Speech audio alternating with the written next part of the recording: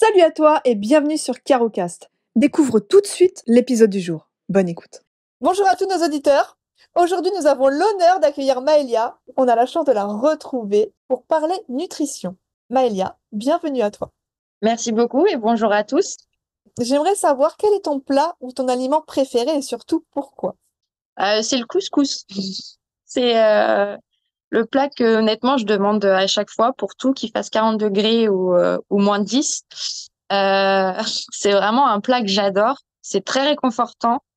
Pour moi, c'est un plat familial qu'on partage en plus. Enfin, c'est très. Pour moi, le repas est signe de partage. Après, j'aime tous les aliments qu'il y a dedans. Ça aide, sauf les raisins. Mais bon, après, chacun dira ce qu'il veut sur les raisins. Mais puis c'est épicé, c'est fat, ça donne ça tient bien au corps. Ouais, c'est le couscous à 100%. Ok, c'est vrai que le couscous c'est bon, hein. Ouais. Est-ce que tu as des souvenirs d'enfance liés à certains aliments ou repas? Est-ce que le couscous en fait partie ou autre chose? Alors le couscous aussi, oui, mais alors le plus marquant pour moi, il y a deux repas, c'est les lasagnes de mon papa et surtout les œufs à la coque de ma maman. Toute la semaine, on mangeait ensemble, sauf le dimanche soir, où en fait c'était mes parents mangeaient d'un côté et on mangeait avec mon frère. Et ma mère nous lisait une histoire et elle nous faisait nos mouillettes et nos œufs à la coque. Et c'est vrai que en nous lisant une histoire qu'on choisissait, et j'ai pas mal de différences avec mon frère et je suis restée très longtemps à manger mes œufs à la coque en écoutant l'histoire de mon petit frère. Et du coup, par rapport à tout ça, comment en fait l'alimentation, elle a évolué au fil du temps pour toi? On va dire en mieux, mais c'est surtout parce que j'ai un enfant maintenant et qu'il faut faire attention. En soi, j'ai longtemps mangé un peu comme une ado où j'ai faim, je mange. Pas forcément à une heure fixe. Mon mari était pareil, donc c'était top. Où on mange un peu tout ce qui nous donne envie et après, comme on dit ici, une chaleur, on verra. Et sauf qu'avec le petit, bah, il a fallu manger à heure fixe, faire des plats variés. Et c'est vrai qu'on va dire que mon alimentation a vraiment été améliorée bah, depuis qu'il fait de la diversification, donc pas très très longtemps. Par rapport à tout ça, est-ce qu'il y a des aliments que tu évites ou est-ce que tu essayes de limiter dans ton alimentation? Oui, en fait, en soi, il y a des aliments que je sais que je ne mangerai pas parce que je déteste ça. Les endives, c'est très compliqué pour moi. Ou tout ce qui est fromage très fort, je suis restée une enfant. À part ça, bah si, tout ce qui est bonbons, gâteaux, voilà. Et les plats en sauce que bah, malheureusement, en vieillissant, je digère de moins bien. Comment en fait tu arrives à gérer tes envies liées à la nourriture ou tes pulsions si jamais tu dois en avoir? C'est compliqué. Au niveau de la nourriture, moi, pour moi, c'est quelque chose qui ne doit pas manquer. Tu dois toujours avoir envie de manger. Enfin, en fait, ça doit être resté un plaisir. Ça reste un plaisir. Pour moi, manger, c'est manger en famille. C'est, voilà, c'est tout ça. Grignoter, on grignote en famille aussi. Je suis pas tombée en plus sur le mari le plus healthy. On aime manger. Donc voilà. Non, et puis j'ai un gros souci avec le côté frustration au niveau nourriture. La sensation de faim est très compliquée à gérer. Je préfère, par exemple, ne pas les avoir sous le nez, donc soit les cacher, soit ne pas les acheter, plutôt que me dire, je peux pas les manger, ils sont là, mais je peux pas les manger parce qu'il faut que je fasse attention. En fait, dans ma tête, ce ne sera pas parce que faut que je fasse attention à ma ligne, à machin, ou ma santé même. C'est plus, bon là, j'ai un peu abusé, faisons quelque chose un peu moins abusé pendant quelques jours pour pouvoir reprofiter de mon plat abusé après. Donc, je suis vraiment pas très très bon exemple au niveau nutrition. Si j'ai envie, je mange. En fait, ton exemple, il est quand même super important parce que quand on regarde bien, pour toi, l'alimentation, elle est très liée au réconfort, très liée à un besoin peut-être de compensation.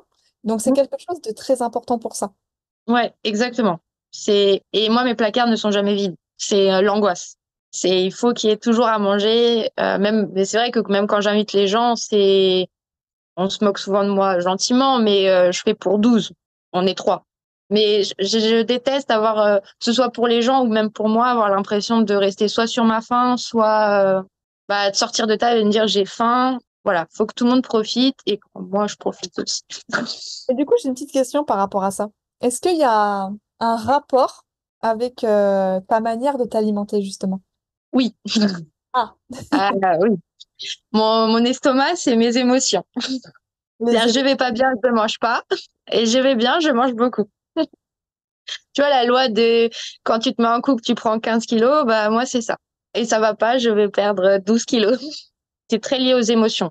De comment je suis et comment je vais dans la journée, ça va dépendre, ça va jouer sur le repas que je vais faire. Si effectivement ça n'a pas été une journée où voilà top top, je vais faire un gros plat bien réconfortant. Ça a été, on a un peu voilà, je vais faire quelque chose d'un peu plus healthy. Bon, après c'est jamais vraiment très très healthy, hein. Je cuisine beaucoup au beurre, hein. Bah, d'ailleurs, en parlant de ça, est-ce que tu as des recettes ou des plats spéciaux que tu aimes cuisiner régulièrement? J'adore faire le rougail saucisse. Ça c'est quelque chose. Alors j'ai dû l'adapter maintenant qu'il y a le petit. Quoi qu'il mange épicé, mais je suis quand même censée l'adapter parce que ça lui ferait mal à la bouche un peu.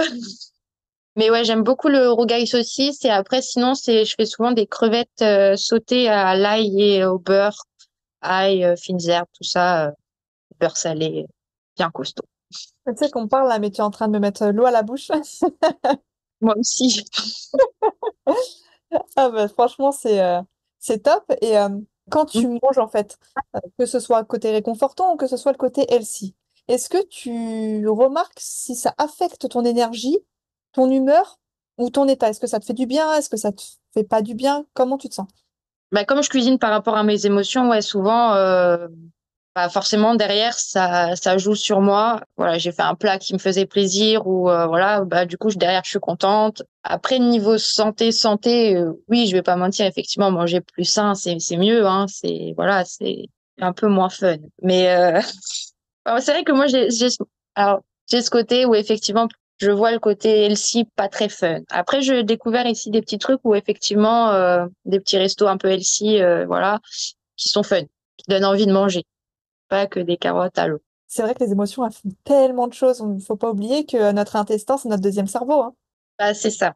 Et moi, il est très très puissant. Il est même des fois plus puissant que le premier. Ah, j'adore. Maëlia, j'ai une dernière question pour toi. Oui. Y a-t-il des valeurs ou des principes spécifiques qui guident tes choix alimentaires? Passer du bon temps. Pour moi, le repas et le moment de manger doit être quelque chose d'heureux. C'est pas, voilà, c'est pas le moment de régler des comptes ou des choses comme ça. C'est vraiment un moment familial, heureux. Il faut que ce soit un moment de partage. Ouais, partage. On prend plus le temps de manger, on prend plus le temps de se poser, on prend plus le temps de partager. On mange dans notre coin, à droite, à gauche, on mange vite. Et en fait, il n'y a plus de moment de partage. Il n'y a plus de moment de joie en fait autour de l'alimentation. Et merci justement de nous rappeler que manger ensemble, partager, ce sont des moments de joie et qui sont bah, hyper importants en fait pour pouvoir Oui. être aussi avec l'autre. De temps en temps, se faire plaisir et d'être heureux de ce qu'on mange, c'est important. Par exemple, moi ici au Sénégal, le repas, quand tu vas chez les gens, ils ont toujours à manger pour toi, même s'ils n'ont pas un sou ou presque rien. Ils te donneront toujours à manger, ils seront toujours très généreux là-dessus. Et en fait, ils ont surtout pas le même regard sur la femme. Prends l'exemple de la femme surtout, mais une femme ne doit pas être maigre. Ici, la maigreur est une signification de pauvreté. Avoir des formes, être en chair, pas être fille de magazine, c'est même bah, voilà, que tu as réussi, soit dans ta vie professionnelle, soit dans ta vie maritale. Voilà, moi, je suis arrivée, j'avais perdu pas mal de poids, ils me regardaient bizarre. J'ai repris du poids, ils étaient contents. Je dis, ah bah ouais, c'est génial. Et en fait, c'est vrai que j'ai appris à accepter mon corps ici. Avant, pour moi, il y avait toujours quelque chose qui allait pas, fallait toujours faire attention. Enfin, j'ai perdu à un moment donné cette notion de alimentation, c'est cool. Et je pense que c'est important que l'alimentation reste quelque chose de partage, de joyeux. Après, c'est aussi une question d'éducation. Mais avec ma famille, on n'a jamais mangé devant la télé. Enfin, c'était très rare. C'était un moment un peu exceptionnel. Voilà, c'est les plateaux repas, on va en appeler ça. C'était une fois de temps en temps. Mais le repas, on le préparait ensemble, on mangeait ensemble à table. Enfin, pour moi, ça, c'est des choses qui ont toujours été importantes et ancrées en moi. Tu parles en fait de beauté du corps et d'acceptation du corps. Et là, en fait, tu nous montres tout simplement que, ouais, bah, en fait, le regard qu'on va avoir sur toi, déjà, il va dépendre aussi d'une culture, d'un pays. Et surtout, ça va te permettre de te sentir toi-même et accepter comme tu es, que tu aies des formes, que tu n'en aies pas. Et je trouve que c'est beau et moi, je suis super contente pour toi que tu aies réussi à t'aimer comme tu es. Je trouve que c'est pour moi une chose que tout le monde devrait ressentir ou pouvoir ressentir. Et du coup, bah, merci beaucoup pour ce partage. Avec plaisir. Et juste un dernier truc, c'est pas parce qu'on est faim qu'on est en bonne santé. C'est vrai que c'est super important ce que tu soulignes. Merci beaucoup, Maëlia. Merci. Avec grand plaisir. Merci à toi. J'étais très contente de participer à cette expérience.